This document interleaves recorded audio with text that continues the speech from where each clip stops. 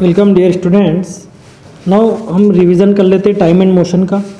ठीक है, तो टाइम क्या होता है? पहले के ज़माने में जैसे दिन को देख के, सन को देख के, सोलर डे को देख के टाइम देखा जाता था, है ना। धूप को देख के, उस समय ऐसी सन डायल वाली घड़ियाँ थी, सैंडरोक थी। ठीक है, तो पहले के ज़माने में लोग टाइम ऐसे देखा करते थे। अब मेज़रमेंट ऑफ टाइम क्या होता है? जो है जितनी भी घड़ियाँ हैं उन सब में एक पीरियोडिक मोशन काम करता है, उससे ही हम टाइम देखते हैं। A motion that repeat itself at regular interval of time, यानी एक रेगुलर इंटरवल ऑफ टाइम पे अगर कोई मोशन खुद को मूव करता है तो उसको पीरियोडिक मोशन बोलते हैं। जैसे सिंपल पेंडुलम जो देखते हैं, ये एक सिंपल पेंडुलम होता है। ये छत से एक धागे से, एक स्ट्रिंग से एक बॉब बना हुआ, ये मेटल का बॉब बना हुआ रहता है। जब इसको ऐसे ऊपर ले जाके छोड़ते तो ऐसे मूवमेंट करता है, तो इसको जो है सिंपल हार्मोनिक मोशन बोलते हैं, सिंपल पेंडुलम का मोशन बोलते हैं। ठीक है, इसमें ये 1 सेकंड में कितनी बार इधर से इधर जाता है, 1 मिनट में कितनी बार जाता है, उसको उसकी फ्रीक्वेंसी बोलते हैं। तो उसकी फ्रीक्वेंसी, इस सिंपल पेंडुलम की फ्रीक्वेंसी के लिए 1/टाइम पीरियड, यानी 1/ कितना टाइम लिया है वो उसकी फ्रीक्वेंसी आ जाती है। तो ये सिंपल पेंडुलम इस तरीके से रहता है। ठीक है, अब आजकल का जो लेटेस्ट समय, आप सभी के पास मोबाइल घड़ी है ना, तो सभी लेटेस्ट ट्रेंड में टाइम का क्या हो गया? Quartz, clock and watches. अब इन चीज़ों से हम टाइम को देखने लगे। Quartz is a unique property of oscillating when subjected to small amount of electric current. तो क्वार्ट्ज जो जितनी भी घड़ियाँ रहती है उसमें एक छोटी सी चीज़ बार बार हिलती रहती है ना, आपके कांटे को कौन आगे पहुँचाता है?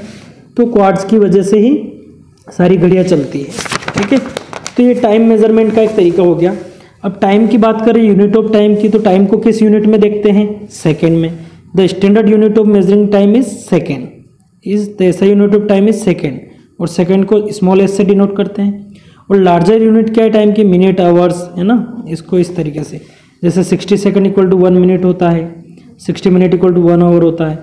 इस तरीके से 24 hour equal to 1 day, 30 days equal to 1 month, 12 month equal to 1 year, 10 years equal to 1 decade, 100 years equal to 1 century, और 1000 ईयर्स इक्वल टू 1 मिलेनियम होता है ना। तो ये तो टाइम मेजर करने की दो चीज़ें। अब मोशन जो है स्लो और फास्ट हो सकता है। An object that take a longer time to cover a certain distance, अगर एक निश्चित डिस्टेंस को कोई ज़्यादा टाइम में कवर करता है तो स्लो मोशन कर रहा है, और उसी डिस्टेंस को कोई कम टाइम में कवर कर लेता है तो फास्ट मोशन कर रहा है। मोशन मतलब क्या होता है? एक जगह से दूसरी जगह with respect to time, time के हिसाब से जगह बदलती है, उसी को मोशन बोलते हैं, है ना। तो कोई भी चीज़ अगर एक जगह रखी हुई है, अगर उसने एक पॉइंट से दूसरे पॉइंट तक मूवमेंट नहीं किया तो उसने कोई मोशन नहीं किया है। लेकिन एक पॉइंट से दूसरे पॉइंट पे अगर वो चीज़ चली गई तो उसने मोशन किया है। अब मोशन भी जो है हम देखते हैं इसमें कि यूनिफॉर्म और नॉन यूनिफॉर्म दो तरह के मोशन होते हैं, है ना। उससे पहले स्पीड देख लेते हैं। Speed of a moving object is the distance travel by its unit time, यानी पर यूनिट टाइम में कितनी डिस्टेंस कर रहा है ये उसकी स्पीड हो जाती है। स्पीड का फार्मूला क्या होता है? Distance travel upon time taken, कितनी डिस्टेंस ट्रेवल की अपॉन टाइम, तो उससे स्पीड निकल के आ जाती है।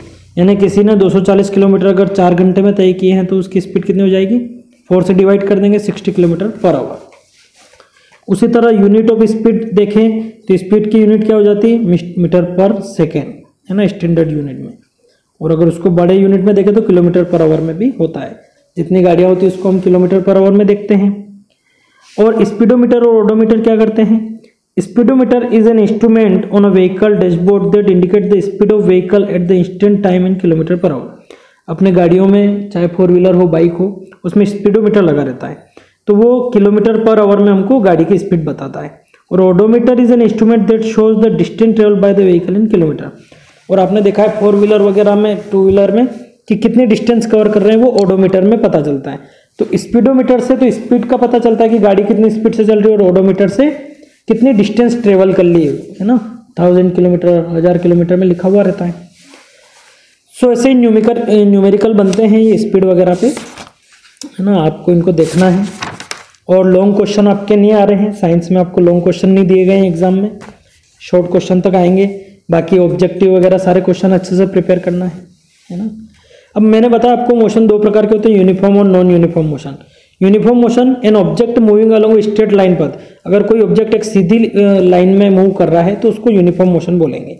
और अगर an object moving along straight line पथ is said to have non uniform when it speed keep changing, और अगर कोई स्ट्रेट लाइन में मूव तो कर रहा है लेकिन अगर उसकी स्पीड कम ज़्यादा हो रही है तो वो नॉन यूनिफॉर्म मोशन होगा। इसको जो है डिस्टेंस टाइम ग्राफ से देखते हैं। डिस्टेंस टाइम ग्राफ यानी मान लो किसी ने 1 सेकंड में 1 मीटर, 1 किलोमीटर, 1 मिनट में 1 किलोमीटर तय किया, 2 मिनट में 2 किलोमीटर, 3 में, तो ये यूनिफॉर्म मोशन हो गया। तो यूनिफॉर्म मोशन का डिस्टेंस टाइम ग्राफ, ये टाइम यहाँ पर इस लाइन पे टाइम लिखते हैं, इस पर डिस्टेंस लिखते हैं। तो 1 मिनट में 1 किलोमीटर, 2 मिनट में 2 किलोमीटर, 3 मिनट में, तो इसका जो ग्राफ बनेगा वो स्ट्रेट लाइन बनेगा, तो ये यूनिफॉर्म मोशन हो गया। अगर किसी ने कम ज़्यादा समय में यानी 1 सेकंड में 2 किलोमीटर कर लिया, दूसरे सेकंड में 4 किलोमीटर कर लिया, तो उसका नॉन यूनिफॉर्म मोशन का इस तरीके से डिस्टेंस टाइम ग्राफ बनता है। इसको नॉन यूनिफॉर्म जो कि कर्व बनता है, जबकि यूनिफॉर्म मोशन का जो है straight line distance time graph बनता है। ठीक है ना। तो आपको ध्यान रखना है कि यूनिफॉर्म मोशन स्ट्रेट लाइन होता है, इसका डिस्टेंस टाइम ग्राफ जो है वो भी स्ट्रेट लाइन बनता है, लेकिन नॉन यूनिफॉर्म मोशन का डिस्टेंस टाइम ग्राफ कर्व में बनता है। ठीक है। सो अगर कोई चीज़ अगर नहीं चल रही है, एक ही जगह फिक्स है, तो ऑब्जेक्ट अगर रेस्ट पे है तो टाइम कितना ही बढ़ता जाएगा, वो उसकी डिस्टेंस वहीं एक लाइन में फिक्स रह जाएगी, तो वो कांस्टेंट पे है। ठीक है। तो आपको ध्यान रखना है कि आपके लॉन्ग क्वेश्चन नहीं आ रहे हैं, बाकी सारे क्वेश्चन अच्छे से प्रिपेयर करना है। Okay, bye.